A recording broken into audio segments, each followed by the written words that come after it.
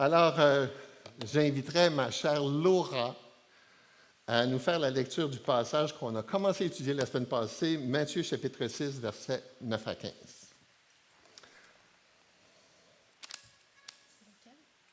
Pardon? Est-ce qu'il me faut une Bible? Est-ce qu'il me faut une Bible?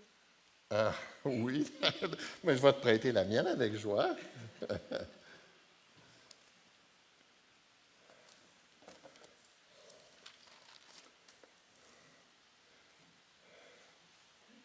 « 9 à 12.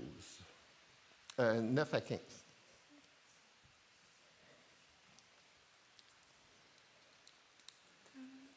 Voici donc comment vous devez prier. Notre Père qui es aux cieux, que ton nom soit sanctifié, que ton règne vienne, que ta volonté soit faite sur la terre comme au ciel. Donne-nous aujourd'hui notre pain quotidien. Pardonne-nous nos offenses comme nous aussi nous pardonnons à ceux qui nous ont offensés. Désolée. Ne nous induis pas en tentation, mais délivre-nous du malin, car c'est à toi qu'appartiennent dans tous les siècles le règne, la puissance et la gloire. Amen. Si vous pardonnez aux hommes leurs offenses, votre Père Céleste vous pardonnera aussi. Mais si vous ne pardonnez pas aux hommes, votre Père ne vous pardonnera pas non plus vos offenses. Amen. Merci beaucoup, Laura. Alors, on a amorcé la... Oups, on peut enlever ça.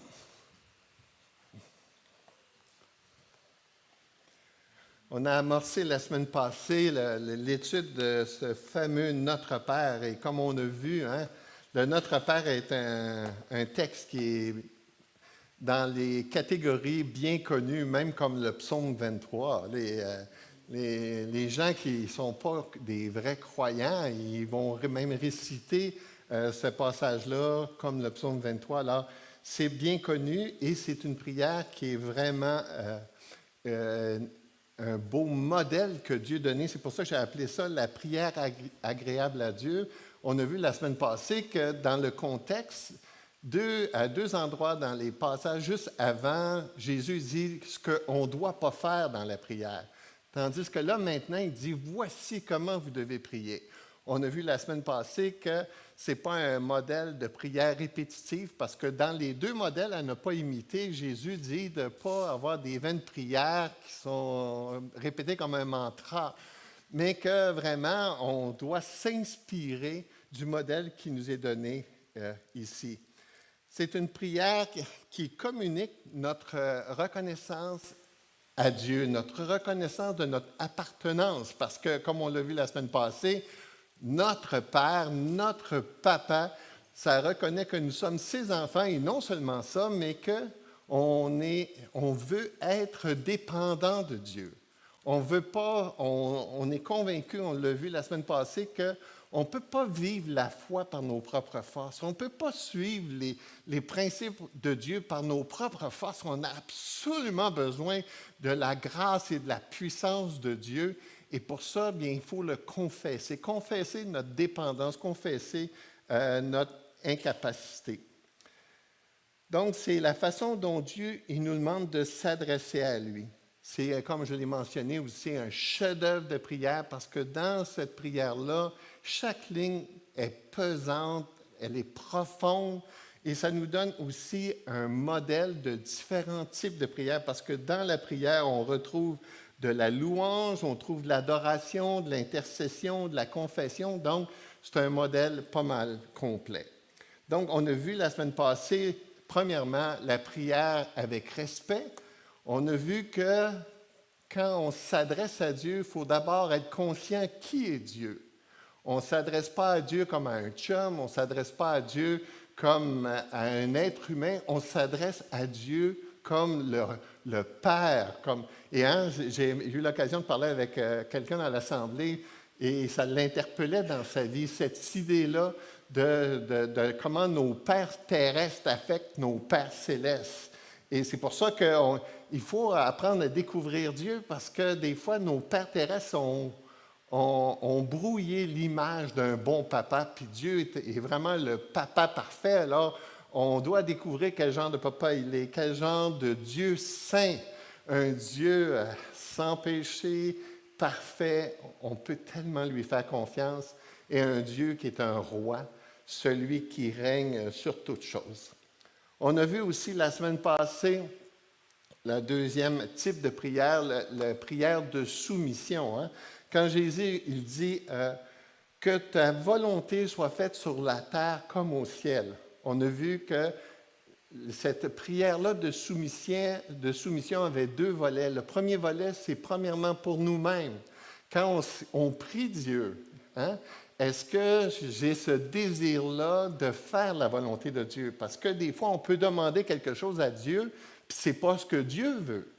Et ça l'arrive souvent. Et j'aime ce passage-là qui dit « Fais de l'Éternel tes délices et il te donnera ce que ton cœur désire. » Ça, là, ce n'est pas un truc pour s'adresser à Dieu puis que là, il me donne tout ce que je veux. Quand ça dit « Fais de l'Éternel tes délices », ce que ça veut dire, c'est que je dis à Dieu « Tu es ma priorité, tu es ce qui est le plus important dans ma vie, puis ce que tu vas choisir pour moi, ce que je vais demander va être conforme à sa volonté. » Ça ne sera pas comme de tordre le bras de Dieu. Je veux changer de char, personne ne veut me prêter de l'argent. Donne-moi quelqu'un qui va être capable de me prêter de l'argent. Mais peut-être Dieu, là, il dit non. S'il n'y a personne qui veut te prêter de l'argent, il y a peut-être une bonne raison là-dedans. Alors, Dieu, là, il sait ce qu'il fait. Et c'est pour ça que prier que ta volonté soit faite, c'est premièrement, on veut se soumettre au plan souverain de Dieu, au plan du roi. Mais ça touche aussi, on prie non seulement pour nos vies, mais pour la vie des autres, pour notre pays. On prie pour que Dieu devienne le roi aussi des nations, le roi des gens qui nous entourent. Et moi, ça me bouleverse. J'ai partagé ça justement avec ce frère-là la semaine passée. Ça me bouleverse que les gens ne sont pas ouverts à l'Évangile. Cette semaine, j'ai eu l'occasion d'aller rencontrer un couple parce qu'ils veulent se marier. C'est des gens qui ne connaissent pas Dieu. Et là, on m'avait dit, ils veulent se marier, ils sont en train de mourir. Et là, je m'adresse à elle, puis je m'adresse à eux. Je leur demande, quel genre de mariage vous voulez? Un mariage spirituel? Et là, la dame me dit, ben non. C'est quoi? C'était à Victoriaville. Je me suis rendu à Victoriaville. Puis là, je me suis dit, hey, Seigneur, c'est pas croyable. Elle est en train de mourir, puis elle ne veut pas quelque chose de spirituel. Et là, il ne faut pas lancer la serviette, les amis. Dieu, hein, il est souverain. Fait qu'à la fin de la rencontre, juste avant qu'on se quitte, je dis, j'aimerais ça prier pour toi. Là, d'un coup, elle a accepté. J'ai pris sa main. J'ai prié pour sa maladie. Puis là, elle fondait. Vous comprenez? Alors, moi, je prie que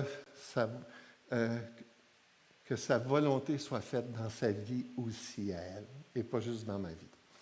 On est rendu à notre troisième prière, troisième type de prière, prier pour demander. Ça, on connaît ça. Êtes-vous d'accord avec ça? Prier pour louer Dieu. Je dois avouer, hein, c'est pour ça que j'aime faire mon culte le matin. Je lis les psaumes toujours et ce n'est pas un réflexe naturel que j'ai de louer Dieu. Hein, êtes-vous comme ça? Mon réflexe naturel, c'est plutôt de demander à Dieu. Mais vous savez quoi? C'est correct. Parce que la majorité des prières dans la Bible sont des prières pour demander. Donc, Dieu, il aime ça. Alors, Jésus, il dit, dans la prière, dans le modèle, il dit « Donne-nous aujourd'hui notre pain quotidien ». On peut diviser les prières en trois types de prières. Premièrement, les requêtes, comme je viens de le mentionner ici. Thérèse d'Avila a dit ceci « Vous faites un compliment à Dieu en demandant de grandes choses. » Bon, je ne sais pas si vous êtes mal à l'aise de demander des choses à Dieu, mais vous avez tort d'être mal à l'aise parce que Dieu veut que tu demandes des choses. Dieu il veut que tu fasses connaître tes besoins à Dieu. Les requêtes, c'est tellement important et que c'est une insulte pour Dieu que de ne pas lui demander. Il veut qu'on lui demande.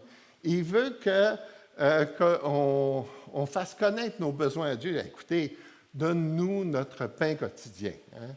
Est-ce qu'il y en a qui prient ça ici? Notre pain quotidien, on vit dans un pays d'opulence. C'est rare qu'on prie comme ça, mais ça communique beaucoup plus que la question de la nourriture. Et les requêtes, ils n'ont pas besoin d'être compliquées. Je pense à ce passage-là dans Romains 8 qui parle de les soupirs inexprimables que le Saint-Esprit prie pour nous. Écoutez, là, autrement dit, c'est une prière. Et c'est bon, mais d'aller vers lui, c'est ça, d'être en communion avec lui, d'être en relation avec lui, c'est ça que Dieu aime. On a vu ensemble la semaine passée que Dieu, il est souverain. Il sait toutes choses. Il sait qu'est-ce qu'il... Avant même que la parole soit sur ma langue, il sait. Mais c'est ça qu'il veut. Il veut que j'aille vers lui. Il veut que je communique avec lui pour faire connaître mes besoins. Jésus a dit, pas Jésus, mais Paul, il dit, ne vous inquiétez de rien, mais en toute chose, faites connaître vos besoins à Dieu par des prières et des supplications avec des actions de grâce. Faites connaître vos besoins à Dieu. Vos besoins. Et là, nos besoins, là, ils sont multiples. C'est physiques, émotionnels, relationnels. Ou encore dans 1 Pierre 5, 7. Déchargez-vous sur lui de tous vos soucis, car lui-même prend soin de vous. Se décharger sur lui. Aller à lui. Un réflexe spontané. Aller faire connaître mes besoins à lui plus qu'à son mari.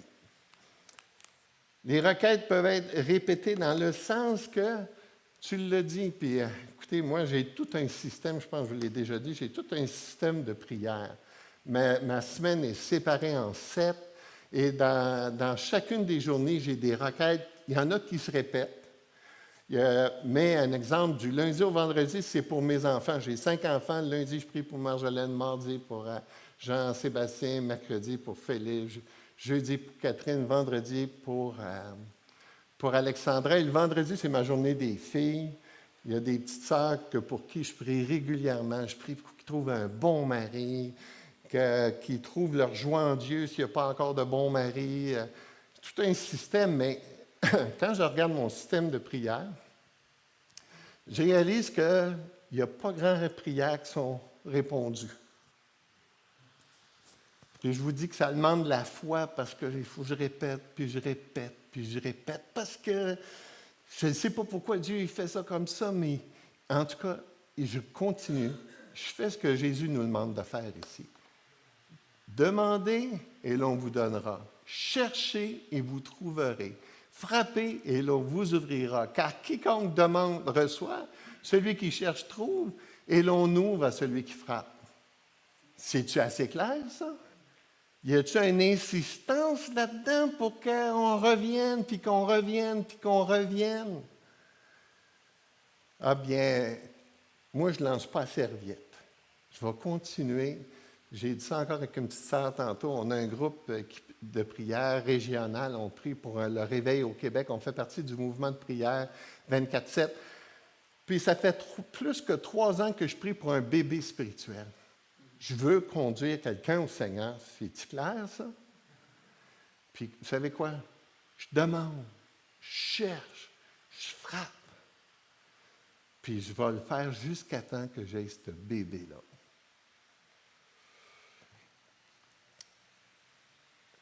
Ça, c'est la requête. Ensuite, il y a les intercessions. Les intercessions, c'est pour les autres. On intercède en faveur des autres.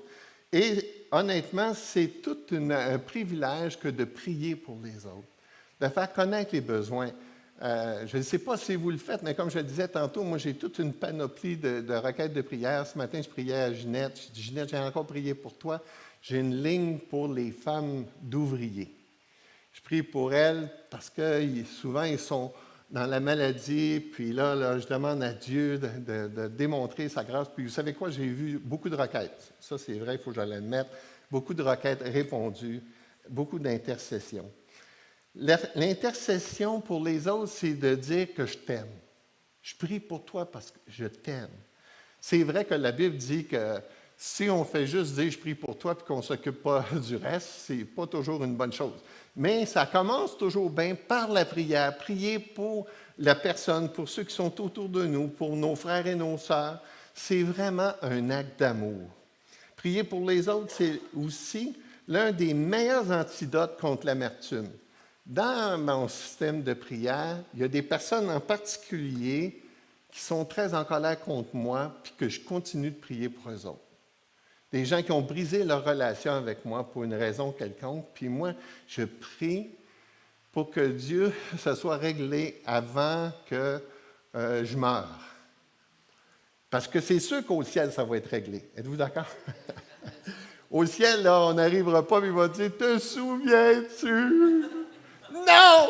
Tu t'en souviendras pas, parce qu'il n'y a pas rien de méchant au ciel qui va se retrouver. Mais vous savez quoi? Je pleure quand je prie pour ces gens-là, parce que moi, je ne veux pas ce genre de conflits-là non résolus. Je veux les résoudre, les conflits, mais les gens ne veulent pas toujours. Mais ce que ça fait, c'est que ça me garde contre l'antidote. Parce que là, je pourrais commencer à dire « Puis là, tu veux rien savoir. » Tu sais, prier comme David, « Brise-leur les dents. » Non, je ne prie pas ça. Mais c'est ça. Vous allez voir incroyable l'impact que ça a sur votre cœur. Priez pour le salut des autres, l'intercession. Comme je le disais tantôt, c'est ce qu'on n'a pas le temps de le voir, mais le miracle entre la souveraineté de Dieu et la responsabilité de l'homme, je prie pour des conversions. Puis, je pense que je l'ai déjà dit ici, c'est comme si je sentais que c'est Dieu qui résistait pour que les hommes soient sauvés présentement. Pourquoi? Parce que les hommes sont arrogants à l'égard de Dieu. Et ils ne croient pas que Dieu existe. Ils se moquent de nous. Ils sont convaincus que par leur science, ils sont tellement plus brillants. Ils sont convaincus qu'avec leur argent, ils sont autonomes, suffisants. Mais non, moi je pense que vraiment, je veux incliner le cœur de Dieu. Je lisais encore ce matin Moïse et Aaron qui intercèdent pour le peuple qui est stupide. Ça, c'est un cœur pour prier pour le peuple, pour les Québécois. Andrew Murray a écrit, dans un certain sens, le désir intense de Dieu de bénir semble être gracieusement limité par le fait qu'il dépend de l'intercession. Dieu, il veut que tu participes. C'est ça qui est son plan. Il pourrait le faire sans nous, mais non, il veut que tu participes. Au même titre, la prière que de parler, que la conversion. Dieu considère l'intercession comme étant l'expression la plus sublime de son peuple pour démontrer qu'il est prêt à recevoir et à s'abandonner entièrement à l'œuvre puissante de Dieu dans sa vie.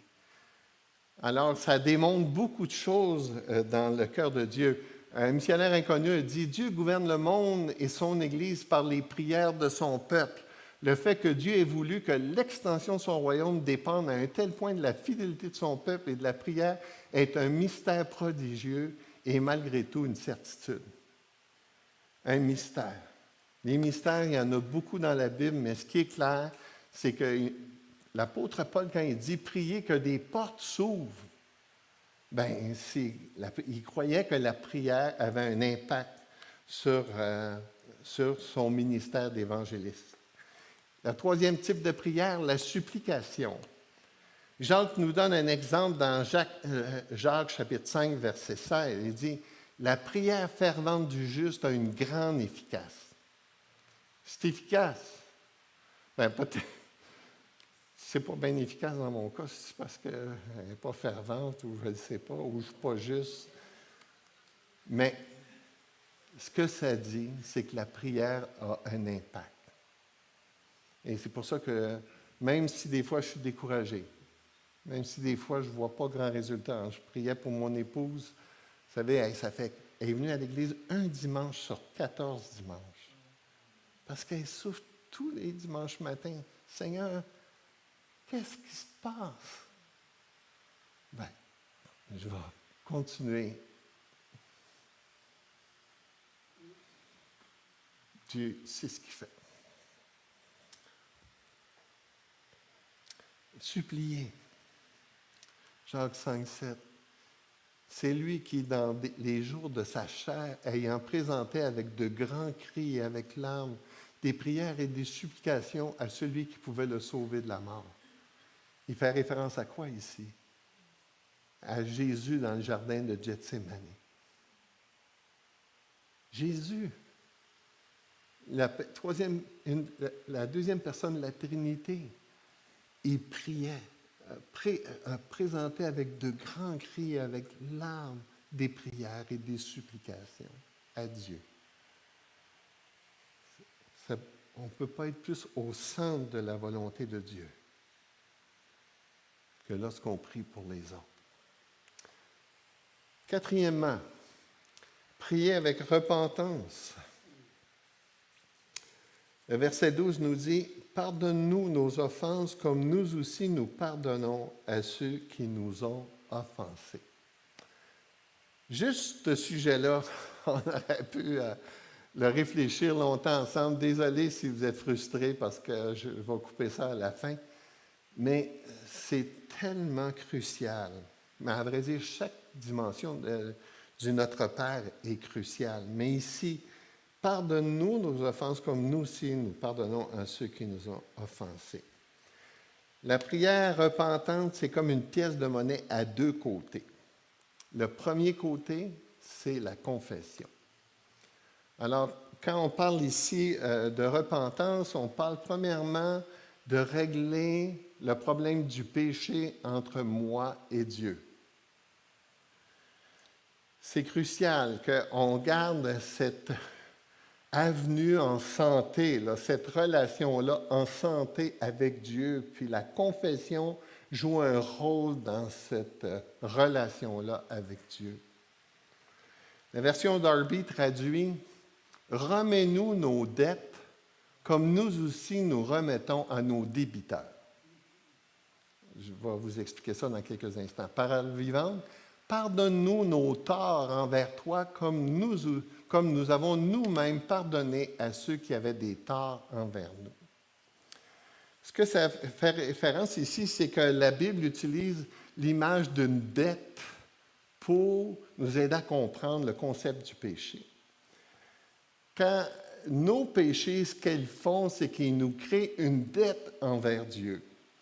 Et si on avait le temps, on irait voir ensemble ce fabuleux passage-là dans Matthieu 18, dans lequel Jésus donne une parabole, l'histoire d'un homme qui était en dette, mais dans une dette gigantesque envers son roi, et un de ses amis qui avait une petite dette envers lui.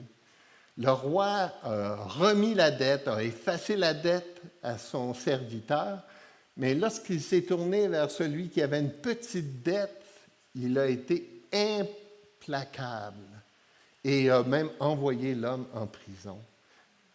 Et cette parabole nous donne l'illustration pour comprendre que notre dette envers Dieu est gigantesque. Tellement gigantesque qu'il n'y a aucune offense sur la terre qui serait comparable à la dette que Jésus nous a pardonnée à la croix. Incomparable. Puis croyez-moi, c'est quelque chose qui n'est pas bien compris. Parce que les gens qui luttent avec le pardon, le problème vient de leur incompréhension de leur dette à l'égard de Dieu. Quand on comprend la dette que Dieu nous a pardonnée, les dettes qu'on a durant notre pèlerinage sur la terre ne sauraient être comparables.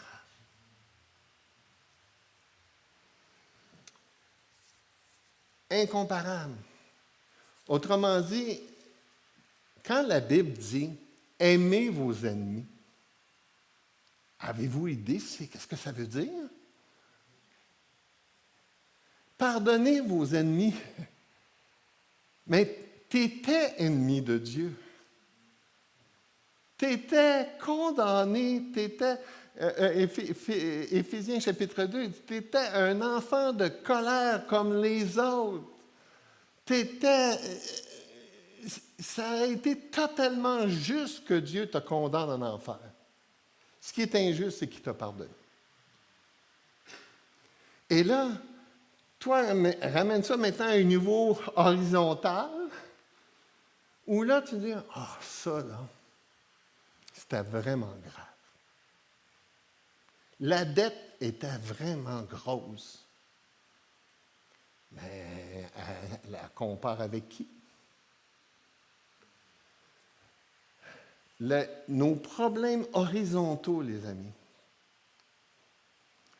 ça trouve leur origine à la verticale, dans notre relation avec Dieu. Et c'est pour ça que ça commence, il dit, remets-nous nos dettes. On confesse nos péchés, nous, en premier, parce que lorsque c'est confessé, ça met la table pour pardonner aux autres. Mais c'est là que ça commence. Ça commence dans notre relation avec Dieu. Pourquoi? Parce que ce qui est le principal problème de l'homme, c'est le péché. Puis quand on a des problèmes avec les autres, c'est le péché. Puis il faut, je dis ça souvent, il ne faut jamais être surpris de ce qu'on peut vivre sur la terre. Il ne faut jamais être surpris de ce qu'on peut vivre dans l'Église. Pourquoi? Parce que c'est inévitable. Tu vas blesser des gens. Quand on a enterré mon père, je parlais avec mes 3 plus vieux, je leur ai dit, les enfants, s'il vous plaît, réglez vos problèmes avec moi avant que je meure. Parce que c'est inévitable que j'ai blessé mes enfants. Il y a seulement Dieu qui est parfait. J'ai fait des gestes inappropriés, j'ai dit des paroles inappropriées, j'ai blessé mes enfants. Mais c'est pas ça que je voulais. Mais je l'ai fait pareil. Puis vous savez quoi? Ils ont été faire un cheminement, puis ils sont revenus. Puis ils ont réglé leurs affaires avec moi. Donc, c'est inévitable. Puis la seule façon d'être capable de pardonner l'impardonnable, c'est de comprendre le pardon qu'on a reçu de Dieu. Et quand ça, on l'a compris, c'est extraordinaire, la différence que ça fait. Quand Jésus était sur la croix, il a vraiment réglé le problème de ce pardon impardonnable. Il a dit, tout est accompli. Son pardon, il est parfait. Vous savez, c'est quoi? Hein? Cette expression-là, on l'entend quelquefois. Tout est accompli, ça fait référence à une expression grecque dans le domaine des affaires. La dette est payée. Slink. C'est pour ça qu'on ne doit jamais hésiter d'aller vers Dieu parce que Dieu, il a payé la dette. C'est payé. Oui, mais Seigneur, c'est tellement grave ce que j'ai fait. Schling, c'est payé.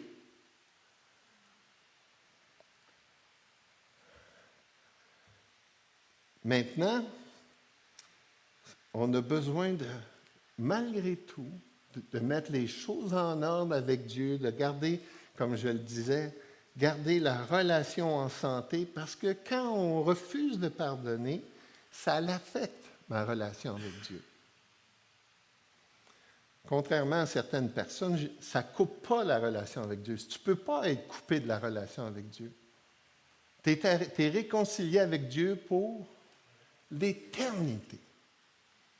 Donc, ce n'est pas une question que ta relation avec Dieu est coupée, mais il y a des embrouilles. Les ondes ne passent pas bien. La voie de communication entre le ciel et la terre doit toujours être libre de nos péchés confessés.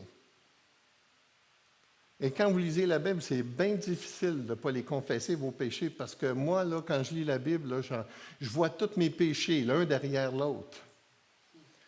Un matin, hein, je lisais que vos pensées, que toutes vos pensées, vos désirs dans Philippiens, là, il donne toute une panoplie là, de choses qu'on devrait garder dans nos pensées. Moi, dans ma tête, là, il en passe des affaires. Hein. C'est pas tout honorable, puis c'est pas tout pur, puis c'est pas tout... Mais je suis malheureux. Ça vient tout seul. Ça vient pouf. Bon, c'est quoi cette affaire-là, là? On dirait que ça vient direct de l'enfer. Puis là, je vais aller vers Dieu. Tu sais, Seigneur Jésus, puis je suis un homme stupide. J'apprécie tellement ta patience, ta bonté, ton pardon. Mais je vais toujours vers lui. Je veux pas... Parce que quand tu confesses tes péchés, là, je savais que ça serait long. Quand tu confesses tes péchés, là, tu laisses rien traîner. Parce que les péchés, si j'avais une image à vous donner, là, c'est comme un mur d'un château. Les péchés non confessés, c'est des briques qui s'ameulent, qui se bâtissent. Puis là, on appelle ça des murs, je cherche l'expression, là, des forteresses. Qui a dit ça? C'est ça, c'est exactement le mot que je cherchais. Des forteresses. Alors, puis là, on est tolérant. Puis c'est pour ça que la Bible dit, un chrétien, on n'a pas le temps de le voir, mais dans Galates chapitre 5, quand il dit ne marchez pas selon la chair, marchez selon l'esprit, ce qui caractérise un chrétien, c'est la confession. Ce n'est pas quelqu'un qui ne fait pas de péché, non, c'est quelqu'un qui confesse ses péchés parce qu'il ne veut pas que le mur se construise. Parce que régler les péchés au fur et à mesure, ça se règle. Mais laisser les murs, quand c'est une forteresse, c'est plus compliqué à régler dans ta vie. Lavender suggère et dit, la première chose que vous devriez avoir à cœur en conversant avec Dieu, c'est la purification personnelle. Avant de demander à Dieu de changer vos circonstances ou les personnes autour de vous, vous devriez lui demander de changer votre caractère. Spurgeon, passer un bon temps dans la prière, la meilleure façon de commencer est de confesser nos péchés au Seigneur. Nourrir un péché, si j'avais conçu l'iniquité dans mon cœur, le Seigneur ne m'aurait pas exaucé. Donc, on règle la question de la qualité de la relation. La confession ferait un chemin, un passage pour que nos requêtes soient entendues dans le ciel, comme dans 1 Pierre chapitre 3. Regardez les maris, là. Marie, montrez à votre tour de la sagesse dans vos rapports avec vos femmes, comme avec un sexe plus faible. Ça, il faudrait que je vous l'explique, mais on n'a pas le temps. Honorez-les comme devant aussi hériter avec vous de la grâce de la vie, qu'il en soit ainsi afin que quoi? Que rien ne vienne faire obstacle à vos prières. C'est malade, ça. Ça veut dire que si je ne montre pas de la sagesse, si je ne traite pas mon épouse avec bienveillance, si je n'en prends pas soin comme un vase fragile, parce que c'est ça l'idée ici, là. Le sexe plus faible, c'est juste quelque chose qui est précieux, tu ne le bouscules pas. Mais ça affecte ta relation avec Dieu. C'est quand même fort, là. La confession, c'est le point de départ d'une bonne relation avec Dieu. Celui qui cache ses transgressions ne prospère point, mais celui qui les avoue et les délaisse obtient miséricorde. C'est Claude, c'est tellement simple. Reconnais-le. Non, c'est elle, lui. Reconnais-le. Oui, mais reconnais-le. C'est bon. Ça te libère tout de suite. Tu es en train de briser ce que j'appelle le cercle vicieux. Elle m'a fait ci, lui il m'a fait ça, elle a fait ci, lui il a fait ça. Moi, j'ai été là-dedans. C'est mauvais. Ça en prend juste un qui dit c'est assez. je te demande pardon. OK, j'oublie mes besoins, je me concentre vers toi.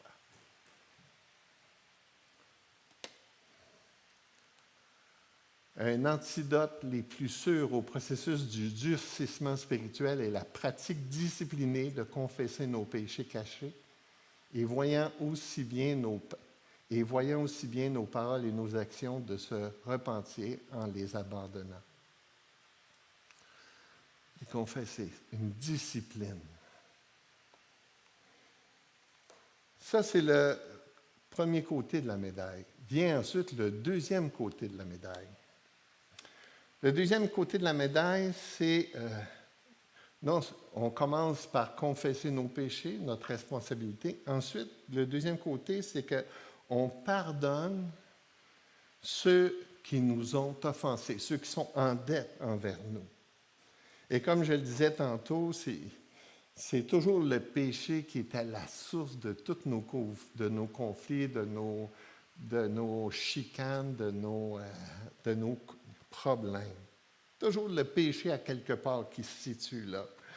Et donc, le deuxième côté de cette prière-là, c'est le pardon que nous offrons à ceux qui nous ont offensés.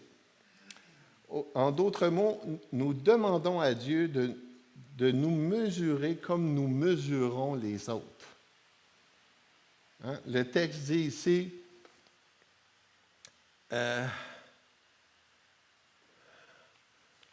je vais le citer comme ça dit, pardonne-nous nos offenses comme nous aussi nous pardonnons à ceux qui nous ont offensés.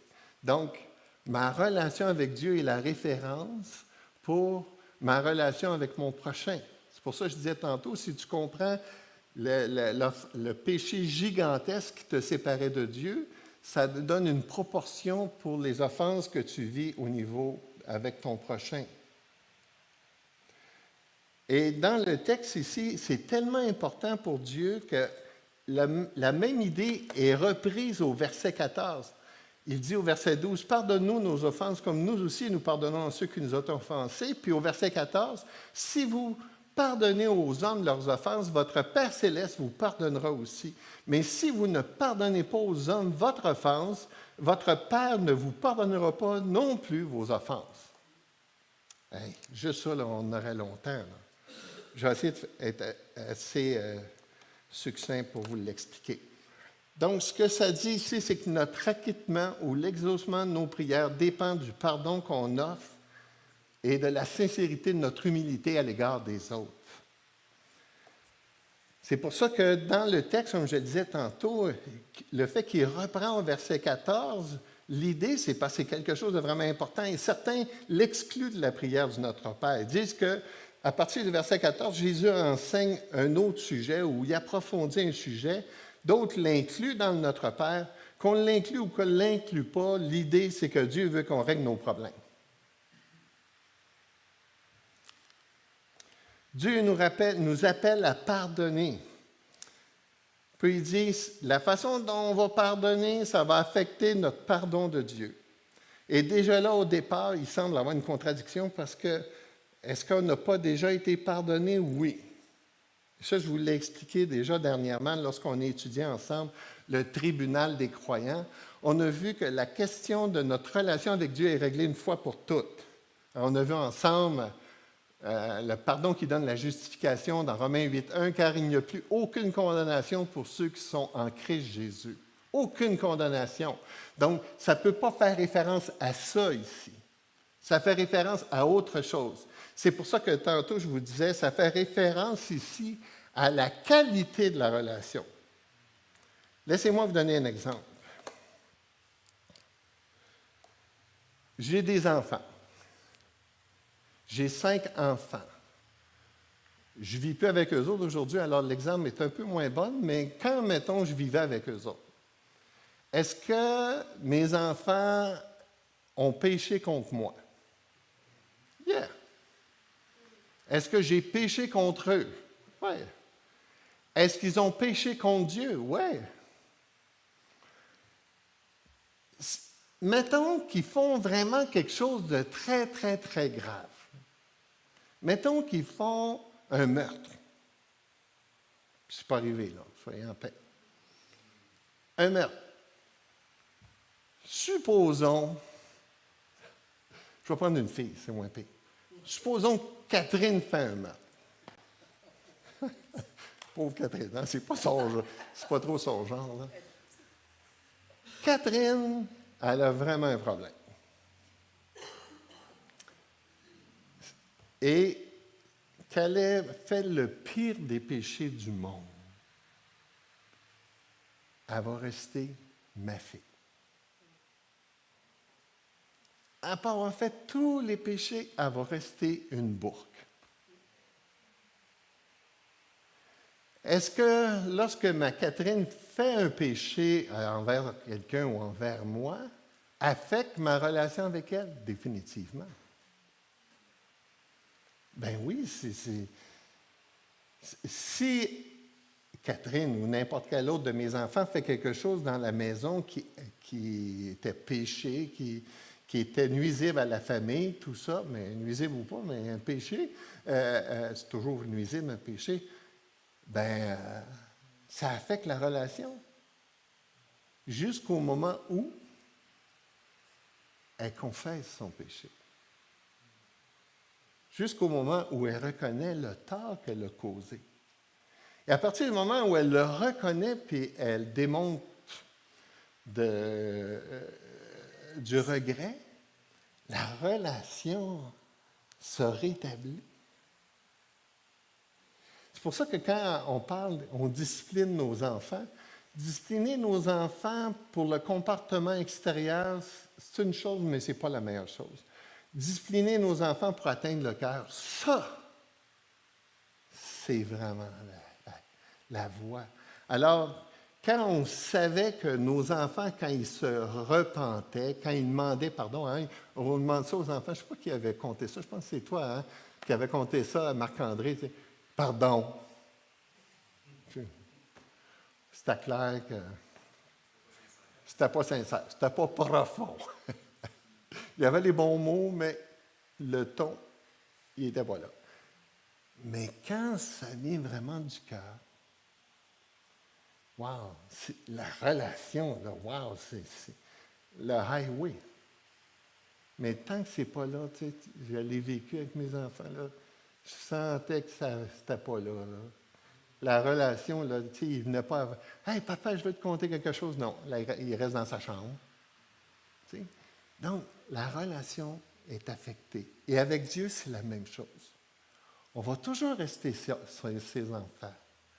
On va hériter du ciel, mais que ta relation avec Dieu va être poche. C'est pas ça que Dieu veut. Dieu veut que tu viennes à lui spontanément, sincère, humble, que tu demandes pardon. Et là, lui, hey, come on, viens-t'en, viens voir papa. Ce passage-là, c'est ça, si nous confessons nos péchés, il est fidèle et juste de nous les pardonner et de nous purifier de toute iniquité. Ce passage-là, il y a comme les deux volets. Il dit, n'attristez pas le Saint-Esprit de Dieu, qualité de la relation, pour laquelle vous avez été scellés pour la rédemption. Le salut. Tu es sauvé, scellé, mais tu peux faire quoi? Attrister le Saint-Esprit. Quand on refuse de pardonner, ça l'attriste le Saint-Esprit. Quand on refuse de pardonner, ça affecte notre relation avec Dieu. Et c'est triste parce que le pardon, c'est tellement libérateur. On n'a pas le temps de le voir, là, mais c'est extraordinaire de voir comment est-ce que les gens qui réussissent à pardonner, hein, puis je vous l'ai déjà dit, hein, par un don, pardonner, par un don. C'est un don de Dieu. Tu ne peux pas le faire. Dans ta chair, tu ne peux pas. Tu n'as pas le goût de le faire. Tu as juste le goût de l'haïr. Mais par un don, tu arrives à effacer la dette. Puis effacer la dette, là, c'est ça qu'on n'a pas le temps de tout voir. Là. Ça ne veut pas dire que tu fais confiance, mais tu ne tiens plus rigueur de l'offense que tu as subie. Et il y a des péchés qui sont durs à pardonner.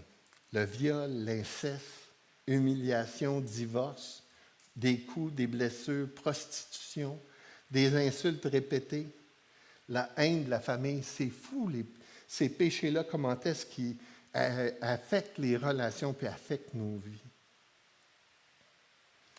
Mais la seule façon d'y arriver, c'est en comprenant le pardon de Dieu pour notre vie.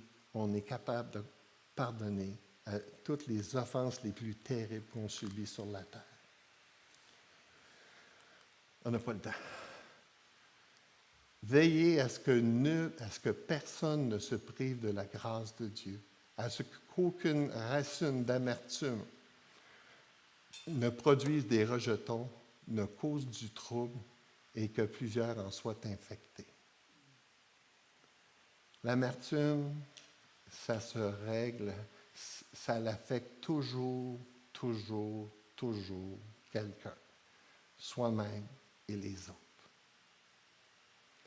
C'est pour ça qu'il faut tenir l'agenda à jour. Ce n'est pas pour rien que Jésus nous a donné cette prière-là, parce qu'on veut confesser nos propres péchés et remettre la dette de ceux qui nous ont offensés. On n'a pas le temps de le voir, mais j'ai beaucoup aimé ça, j'ai étudié ça. Ça vient des frères catholiques Ling. Ils ont compris que ils ont découvert que souvent le processus du pardon était semblable au processus du deuil. Quand on perd quelqu'un, on passe, puis là, c'est un modèle, c'est pas la Bible, là. C'est pas toujours dans le même ordre, là. Mais le modèle du pardon, c'est la dénégation. Je ne crois pas que j'ai subi ça. Je ne crois pas qu'elle est morte. La colère, je suis fâché que cette personne-là m'a blessé. Je suis fâché qu'elle est partie et ça n'a pas réglé ses problèmes avec moi. Le marchandage, je vais lui pardonner si elle fait ça, puis s'il fait ça. La dépression, là, tu tournes ça contre toi-même. Là, c'est une colère dans laquelle tu te fais mal à toi-même. Et finalement, l'acceptation. Il y en a qui disent, je n'ai pas passé au travers ces 5 étapes-là. C'est parfait. Les 5 étapes ne sont pas indispensables. Mais quand c'est... l'important, c'est de l'adresser, ces blessures-là, dans nos vies, parce que si ce n'est pas adressé, ça inévitablement affecte nos vies et les vies de ceux qui sont autour de nous. Ce matin, c'est le repas du Seigneur. Puis écoutez, il n'y a pas de passage plus approprié pour prendre les éléments du repas. J'aimerais qu'on puisse porter notre attention encore à « Si vous pardonnez aux hommes leurs offenses, votre Père céleste vous pardonnera aussi. Mais si vous ne pardonnez pas aux hommes, votre Père ne vous pardonnera plus non plus vos offenses. » Et comme on l'a vu, c'est comme une pièce de monnaie. Ça commence premièrement par la confession de nos propres péchés. Et le repas du Seigneur, c'est une super occasion pour faire le point dans nos vies. Est-ce qu'il y a des choses dans votre relation avec Dieu qui sont négligées, mises sous le tapis, pas adressées? C'est l'occasion de le faire aujourd'hui. Le repas du Seigneur, c'est pour les enfants de Dieu. C'est pour ceux qui ont reconnu Jésus-Christ comme leur Seigneur et Sauveur, qui l'ont démontré par les eaux du baptême. Vous êtes des enfants de Dieu. Alors ne vous privez pas de la grâce de Dieu. Allez à Jésus, réglez ça, là. Développez la discipline de rencontrer Dieu régulièrement, puis de confesser vos péchés. Et l'autre côté de la pièce de monnaie, est-ce qu'il y a des gens à qui vous devez remettre une dette? Est-ce qu'il y a des gens à qui vous auriez besoin d'aller les voir puis lui dire, je te pardonne. Je te pardonne. Vous n'avez pas idée le bien que vous faites, puis le bien que vous faites aux autres, si vous agissez ainsi. Alors, pendant qu'on distribue les éléments, je vous invite à prendre un temps d'introspection. Demandez à Dieu, est-ce qu'il y a quelque chose qui traîne à quelque part dans votre relation avec lui, dans votre relation avec les autres. Prenons ce temps, toute seule avec Dieu.